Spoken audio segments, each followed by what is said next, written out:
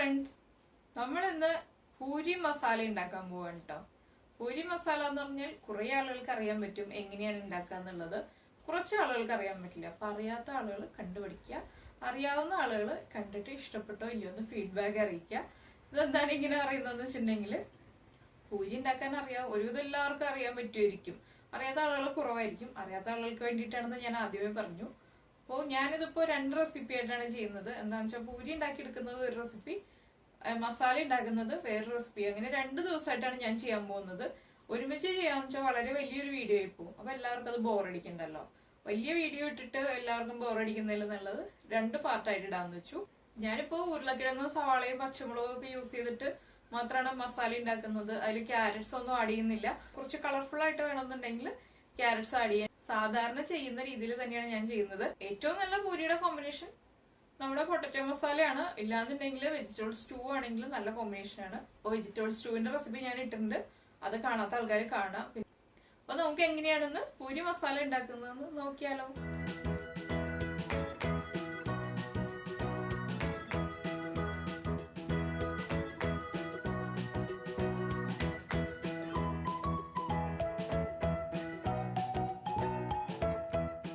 നമുക്ക് നമ്മുടെ പൂരി മസാലയില് പൂരി ഉണ്ടാക്കാൻ ആവശ്യമായിട്ടുള്ള ഇൻഗ്രീഡിയൻസ് നോക്കാം. നമ്മൾ ഗോതമ്പ് പൊടി എടുത്തിട്ടുണ്ട്. 1.5 കപ്പ് ഗോതമ്പ് പൊടിയാണ് എടുത്തിരിക്കുന്നത്. അതിന് 1/4 കപ്പ് റവ എടുത്തിട്ടുണ്ട്. മെഷറിംഗ് കപ്പിലാണ് മെഷർ ചെയ്തത്, 1.5 കപ്പ്. പിന്നെ നമുക്ക് ആവശ്യമുള്ളത് ഉപ്പ്, വെള്ളം, വെജിറ്റബിൾ ഓയിൽ. ഞാനിപ്പോ സൺഫ്ലവർ ഓയിലാണ് യൂസ് ചെയ്യുന്നത്. വെളിച്ചെണ്ണ യൂസ് ചെയ്യണമെന്നുണ്ടെങ്കിൽ വെളിച്ചെണ്ണ യൂസ് ചെയ്യാം.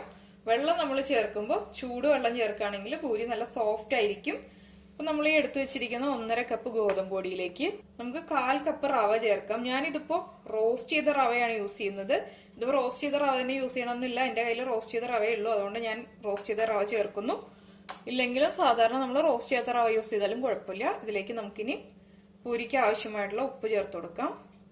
ഇനി നമുക്കിതൊന്ന് മിക്സ് ചെയ്യാം. ഉപ്പും റവയും ഗോതമ്പ് പൊടിയും ചേർത്ത് ഒന്ന് മിക്സ് ചെയ്യാം. ഉപ്പ് നമ്മുടെ ഗോതമ്പ് പൊടിയിലേക്കും റവയിലേക്കും നന്നായി മിക്സ് ആവാൻ വേണ്ടിയിട്ടാണ് നമ്മൾ ഇങ്ങനെ മിക്സ് ചെയ്യുന്നത്. ഞാനിപ്പോ ഇവിടെ വെള്ളം എടുത്തു വെച്ചത് കൂടാതെ കുറച്ച് വെള്ളം ചൂടാക്കാൻ വെച്ചിട്ടുണ്ട് കേട്ടോ. അപ്പൊ ആ വെള്ളമാണ് യൂസ് ചെയ്യുന്നത്. ഞാൻ ഇൻഗ്രീഡിയൻസിൽ കാണിക്കാൻ വേണ്ടിയിട്ട് വെറുതെ വെള്ളം എടുത്തു വെച്ചു എന്നേ ഉള്ളൂ. ചൂടുവെള്ളത്തിലാണ് ഞാൻ കുഴച്ചെടുക്കാൻ പോകുന്നത്. ഈ പൊടി മിക്സ് ആയി വന്നു. ഇനിയിപ്പോ നമുക്ക് ഇതിലേക്ക് സൺഫ്ലവർ ഓയിൽ ചേർക്കാം. 1 ടീസ്പൂൺ സൺഫ്ലവർ ഓയിൽ ചേർക്കാം.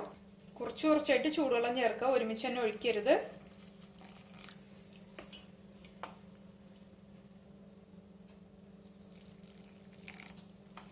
ചൂടുവെള്ളം ആയതുകൊണ്ടാണ് ഞാനിപ്പോ ഇങ്ങനെ ഇളക്കുന്നത്, അല്ലാന്നുണ്ടെങ്കിൽ കൈ പൊള്ളും.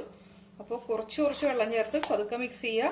അതുപോലെ തന്നെ നമുക്ക് ഓരോ പ്രാവശ്യവും അവൈലബിൾ ആവുന്ന പൊടിയുടെ ബ്രാൻഡിന് വ്യത്യാസം അനുസരിച്ച്, അല്ലെങ്കിൽ നമ്മൾ വീട്ടിൽ പൊടിച്ചെടുക്കുന്ന ഗോതമ്പ് പൊടിയാണെന്നുണ്ടെങ്കിൽ അതിന് വ്യത്യാസം അനുസരിച്ച് വെള്ളത്തിന്റെ അളവിൽ വ്യത്യാസം വരും. നമ്മുടെ മാവിന്റെ കൺസിസ്റ്റൻസി മെയിൻ ആയിട്ട് നോക്കുക. വെള്ളത്തിന്റെ അളവിൽ ചെറിയ വ്യത്യാസങ്ങൾ വരും. എന്താണെന്ന് വെച്ചിട്ടുണ്ടെങ്കിൽ ഓരോരുത്തർക്ക് അവൈലബിൾ ആവുന്ന പൊടിയിൽ വ്യത്യാസം വരുമ്പോൾ. ഇനിയിപ്പോ ഞാനിതൊന്ന് കുഴച്ചെടുക്കട്ടെ. ആദ്യം ഇങ്ങനെ മിക്സ് ചെയ്തതിന് ശേഷം കുഴച്ചെടുക്കുകയാണെങ്കിൽ, ആ ചെറിയ ചൂടോടുകൂടി കുഴച്ചെടുക്കുകയാണെങ്കിൽ നമുക്ക് ഈസി ആയിട്ട് കുഴച്ചെടുക്കാം. നമ്മളിപ്പോ നമ്മുടെ പൂരിയുടെ മാവ് നന്നായിട്ട് കുഴച്ചെടുത്തു. ഇതുപോലെ മതി. നമ്മുടെ ചപ്പാത്തി മാവ് പോലെ സോഫ്റ്റ് ആയി പോകണ്ട. ഞാൻ എടുത്ത വെള്ളത്തിന്റെ അളവ് ഞാൻ പറയാം. അപ്പൊ ഓരോരുത്തർ എടുക്കുന്ന വെള്ളത്തിന്റെ അളവ് നമ്മൾ ശ്രദ്ധിക്കുക.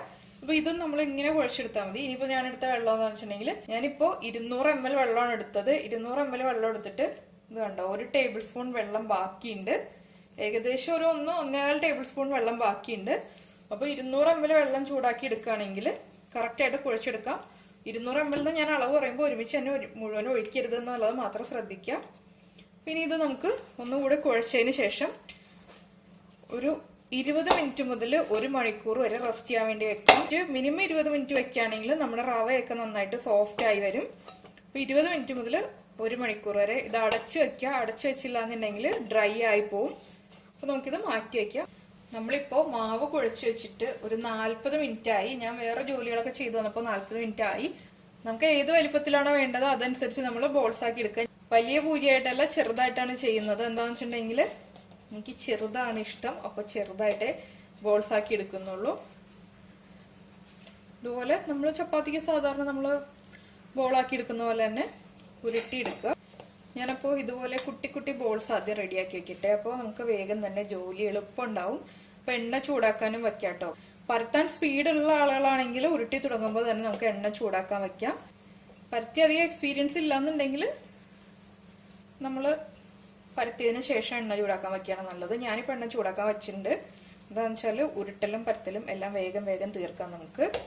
നമ്മളിപ്പോ ഇതാ ഈ ഒരു വലിപ്പത്തില് 10 ബോൾസ് ഉരുട്ടിയെടുത്തിട്ടുണ്ട്. നമുക്കിനി ഇത് പരത്തി തുടങ്ങാം. നമുക്കിനി നമ്മുടെ ബോൾസ് പരത്തി തുടങ്ങാം. ഞാനിപ്പോ പരത്താൻ വേണ്ടിയിട്ട് മൈദപ്പൊടിയാണ് എടുത്തിട്ടുള്ളത്. ബോൾസ് നമുക്കൊന്ന് മൈദപ്പൊടിയിൽ ഡിപ്പ് ചെയ്തെടുക്കാം.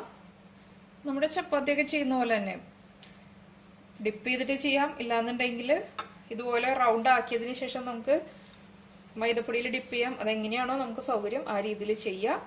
അതുപോലെ തന്നെ പൂരി പരത്തുമ്പോൾ വല്ലാതെ തിന്നായിട്ട് പരത്തരുത്. തിന്നായിട്ട് പരത്തിണ്ടെങ്കിൽ ബോളായിട്ട് പൊങ്ങി വരില്ല. അതുപോലെ തന്നെ പിന്നെ ചെയ്യുമ്പോൾ കുറച്ച് പൊടി ചേർത്തതിന് ശേഷം മാത്രം പരത്തിയെടുക്കുക. കൂടുതൽ പൊടി ചേർക്കുകയാണെന്നുണ്ടെങ്കിൽ എണ്ണയിൽ പൊടി വീണിട്ട് ലാസ്റ്റ് നമ്മൾ ആദ്യം ഉണ്ടാക്കുന്ന പൂരി കുഴപ്പമുണ്ടാവില്ല. ലാസ്റ്റ് ആവുമ്പോൾ ആ എണ്ണ കറുത്ത് വരും. അതുപോലെ തന്നെ എണ്ണയിലെ പൊടി നമ്മുടെ പൂരിയിലേക്ക് പിടിക്കും.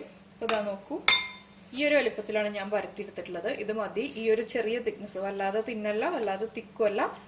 നമുക്കിപ്പോ കൈ ഇങ്ങനെ പിടിച്ചിട്ടുണ്ടെങ്കിൽ കാണാൻ പറ്റില്ല ആ രീതിയിലുള്ള തിക്നെസ്.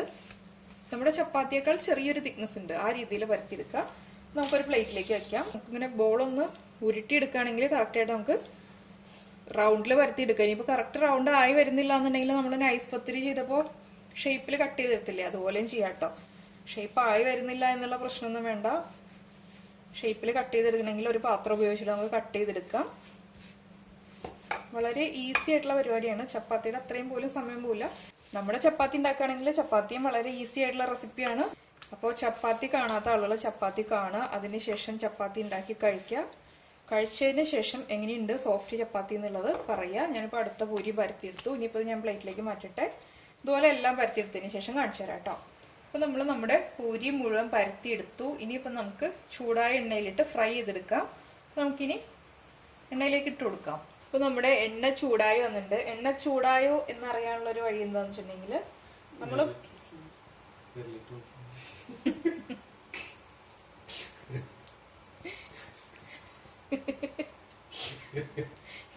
ഓരോന്നൊക്കെ പറഞ്ഞു.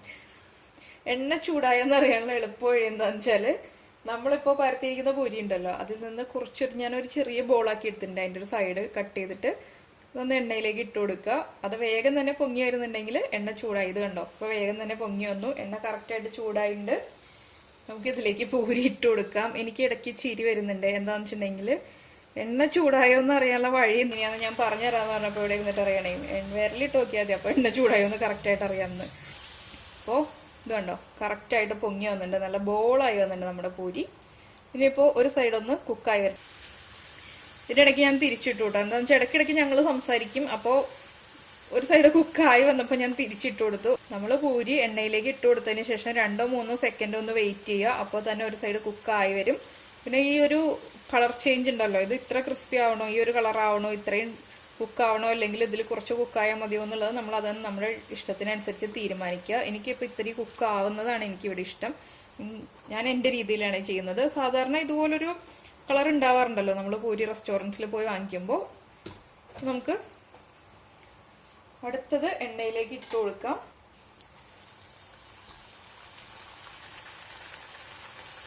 നമ്മുടെ എണ്ണയുടെ ചൂട് കറക്റ്റ് ആണെങ്കിൽ മാത്രമേ പൂരി പൊങ്ങി വരുള്ളൂ. ഇല്ലെങ്കിൽ കറക്റ്റായിട്ട് പൊങ്ങി വരില്ല.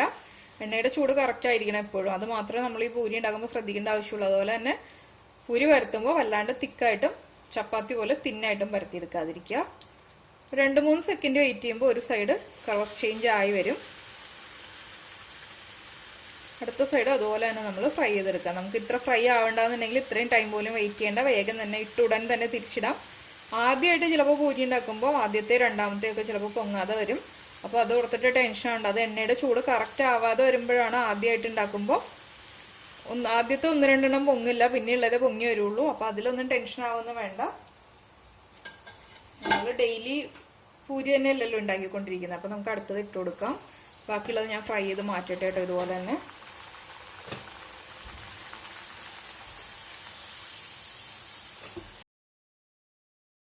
നമ്മുടെ പൂരി റെഡി ആയി കഴിഞ്ഞു. വളരെ ഈസി ആയിട്ട് ഉണ്ടാക്കാമല്ലോ, അധികം സമയം വേണ്ട. പിന്നെ ബട്ടൂരി ഉണ്ടാകുമ്പോൾ കുറച്ചുകൂടി പ്രോസസ്സ് ഉണ്ട്. വലിയ പ്രോസസ്സ് ഒന്നുമല്ല, ചെറിയ പ്രോസസ്സാണ്. അതൊക്കെ ചെയ്തിട്ട് വരികയാണെങ്കിൽ ബട്ടൂരിയും വളരെ ടേസ്റ്റി ആയിട്ട് ഉണ്ടാക്കിയെടുക്കാം. ഇതിപ്പോ നമ്മുടെ പൊട്ടറ്റോ മസാലയുടെ കൂടെയാണ് സെർവ് ചെയ്തിരിക്കുന്നത്. പൊട്ടറ്റോ മസാലയുടെ റെസിപ്പി നമ്മൾ അടുത്ത ദിവസം ചെയ്യുന്നുണ്ട്. അപ്പോൾ പൂരി ഉണ്ടാക്കുക, അതുപോലെ തന്നെ പൊട്ടറ്റോ മസാല കണ്ടതിന് ശേഷം പൊട്ടറ്റോ മസാല ഉണ്ടാക്കി കഴിക്കുക. രണ്ടും കഴിച്ചതിന് ശേഷം ഫീഡ്ബാക്ക് അറിയിക്കുക. നമുക്ക് നമ്മുടെ അടുത്ത റെസിപ്പിയുമായിട്ട് അടുത്ത ദിവസം കാണാം. ബൈ.